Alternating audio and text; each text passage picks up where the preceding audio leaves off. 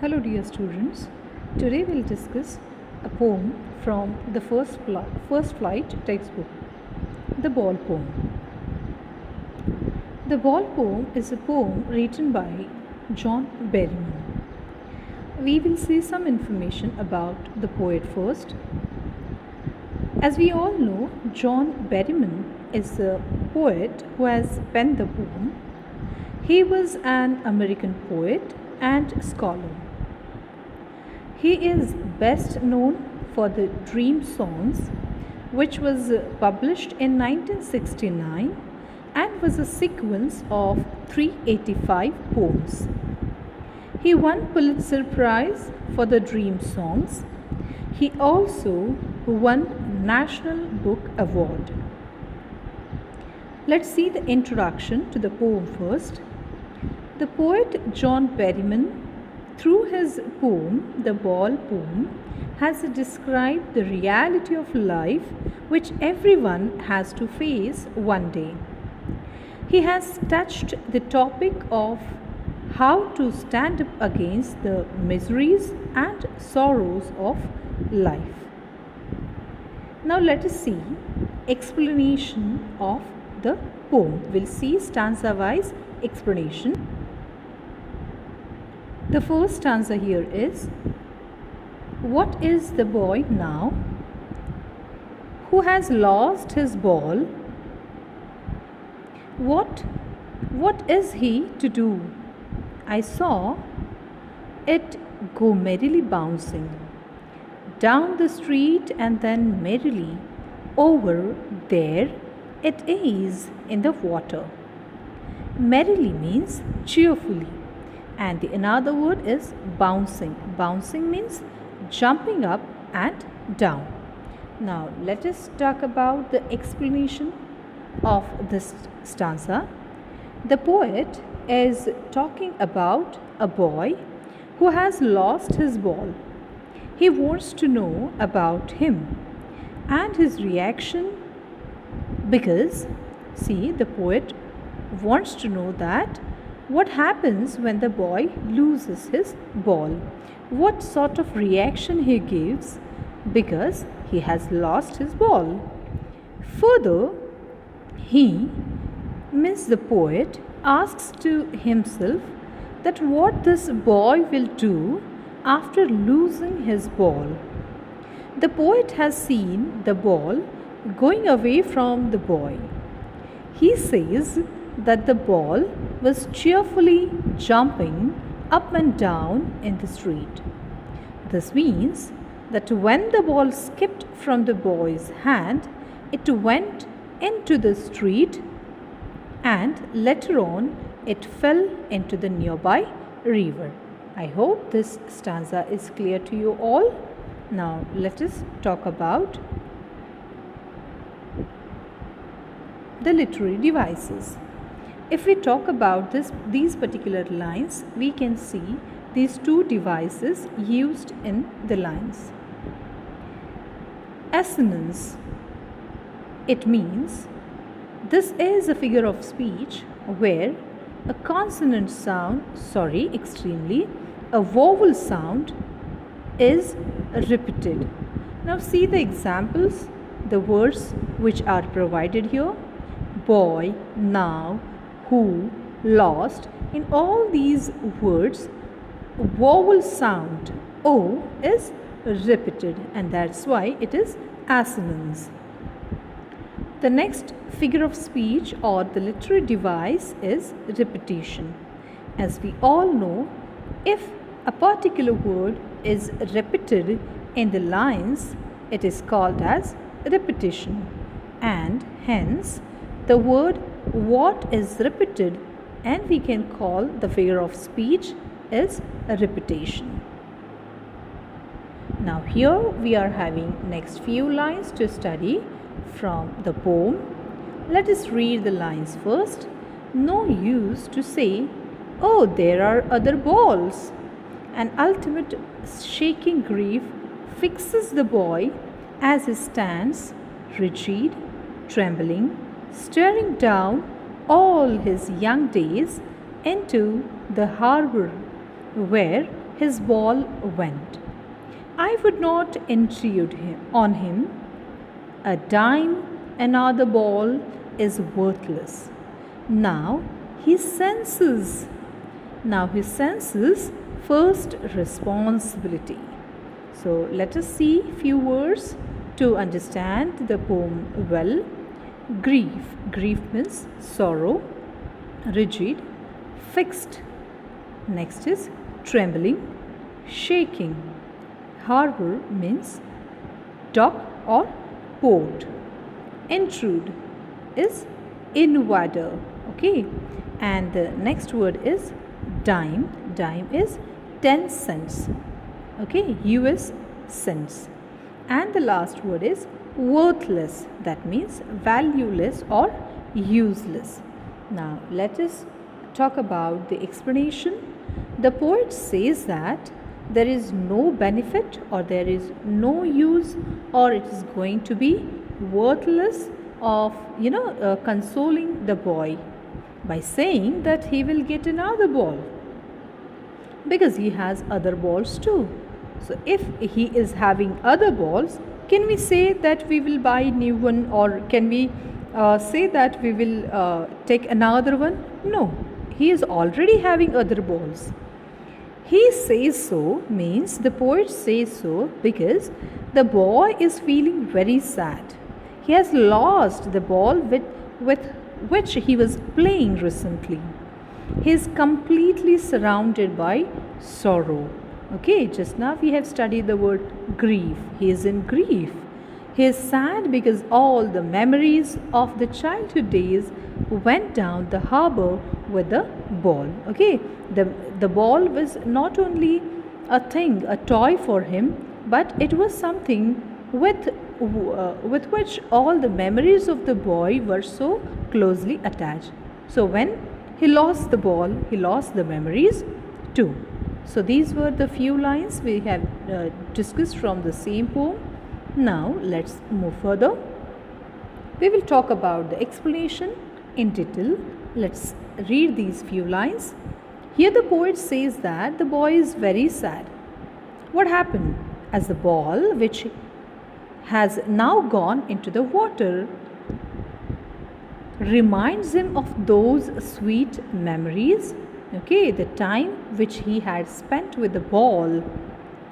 Of the times, it also reminds him of the times when he owned it. Now he is not the owner of that ball, as he has lost the ball. Once he was the owner, and so he had the memories too. This loss is unbearable. Now you may say that the ball is not so expensive. So how can we say that this loss is unbearable? Because we cannot return him, or he cannot get the same ball once again. Okay, once he has lost it. He won't get the same ball. With that ball he has so many memories, and now it is not with him. So that is why we can say this loss is unbearable for him, and he is grief stricken. He is completely in sorrow. The poet says that he can't even tell the boy to take some money from him in order to buy another ball. Now why poet is not willing to give him money, or why he is reluctant to say so? He says so because the new ball will not bring the sense of belongingness.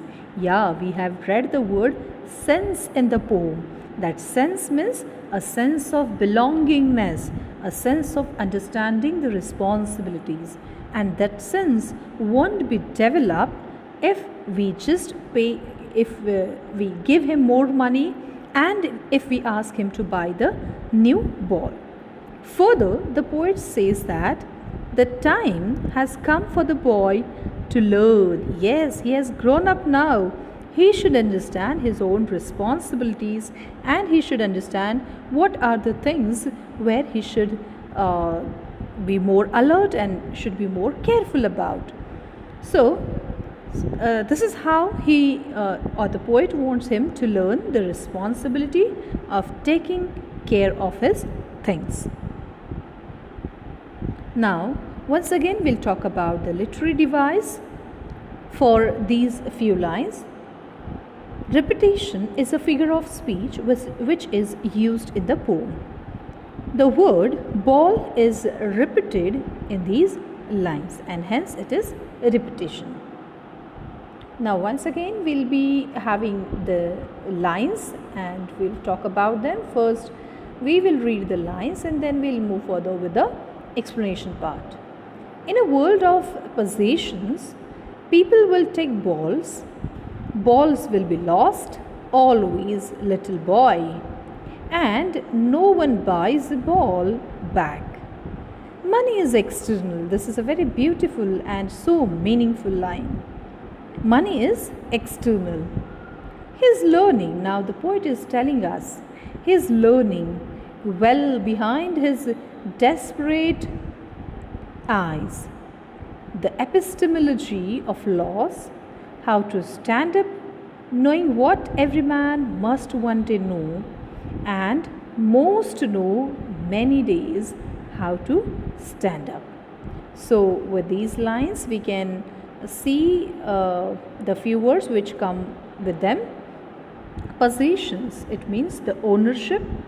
External means here things with which feelings are not attached. Okay, money is external, means we don't have feelings with the money.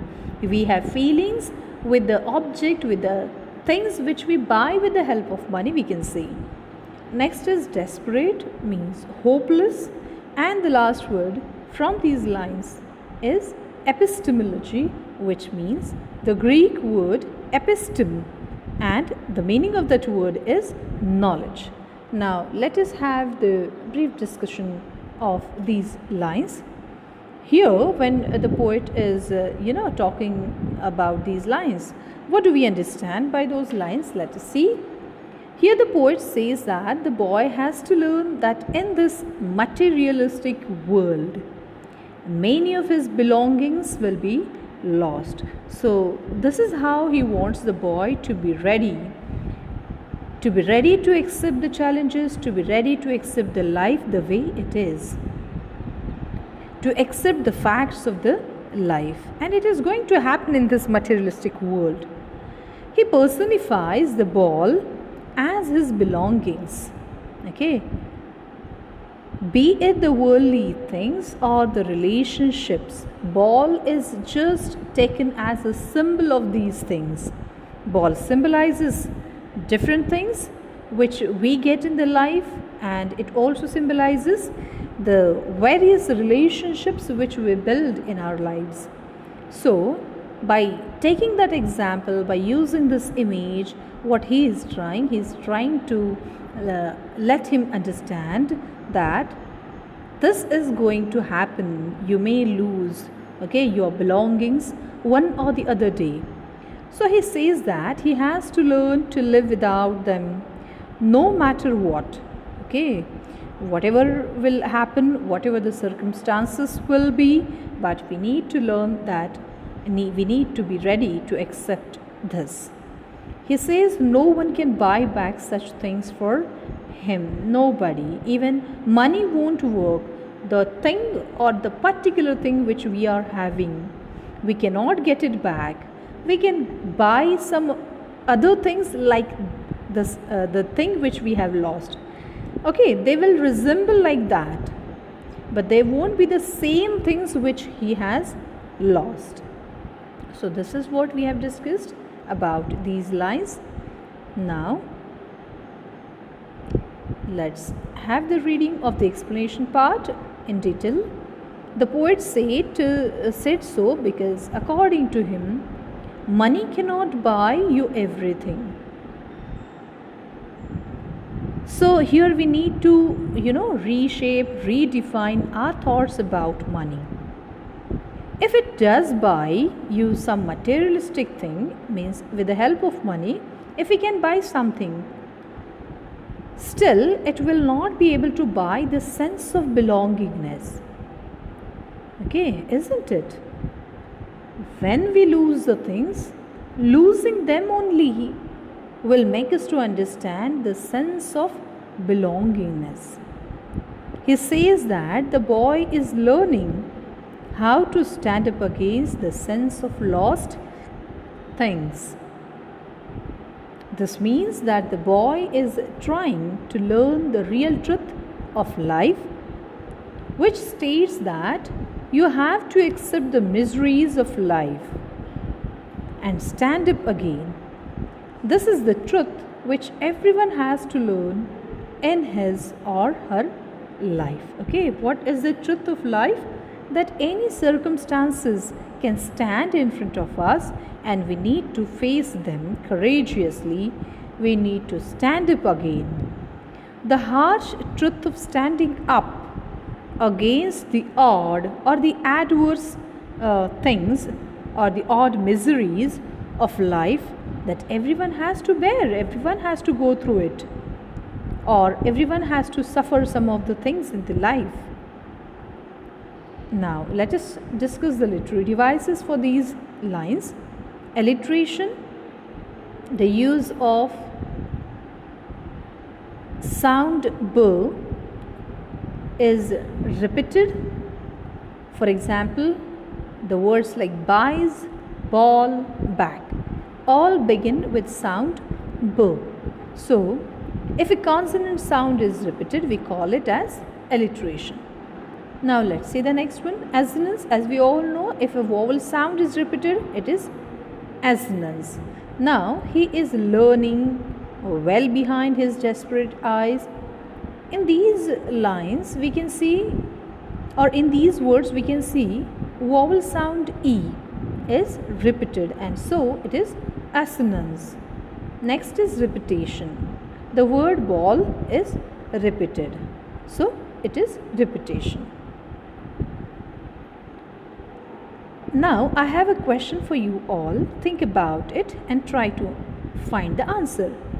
Is there any rhyme scheme followed in the poem? Okay, find out the answer and let me know. Thank you so much.